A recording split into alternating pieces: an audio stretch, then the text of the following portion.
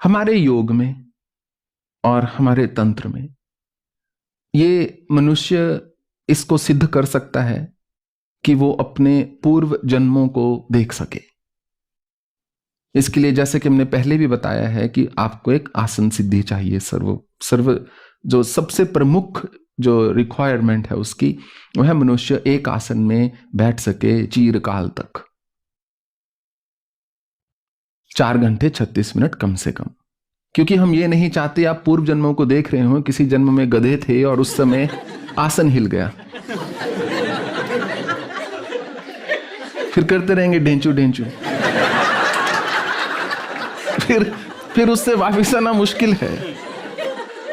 गधे के चित्त में से निकलकर मनुष्य की बुद्धि को लेना बड़ा कठिन है।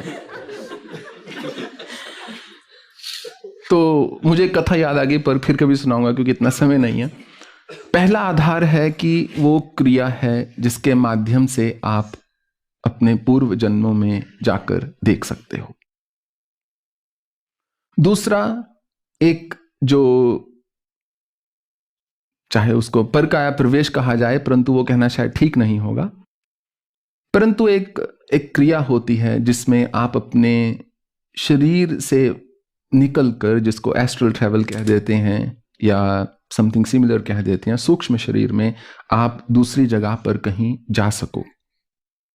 अब जो MRI या जो क्या कहते हैं ECG machines and so on, उसके अंदर मैंने एक चीज तो डेमोस्ट्रेट की हुई है कि मनुष्य अपने हृदय की गति को पूर्णतः रोक सकता है। That's something I've demonstrated in lab conditions. परंतु जो मशीन नहीं देख सक रही वो ये है कि उस समय मैं क्या कर सकता हूं। उस समय मैं कुछ तो कर रहा हूं ना। तो होता क्या है उस क्रिया में, आप अपने शरीर को एक रेफरेंस पॉइंट मान के चलते हैं और शरीर से आप बाहर चले जाते हैं। अगर आप वो रेफरेंस पॉइंट को लूज कर दो तो फिर वापसी नहीं है।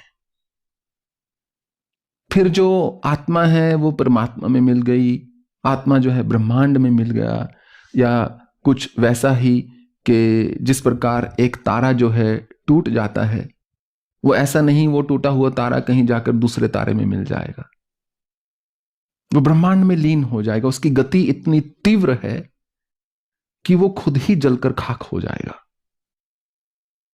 तो ये मेरा कहने का दूसरा आधार है। अर्थात दोनों ही दृष्टिकोण से देखा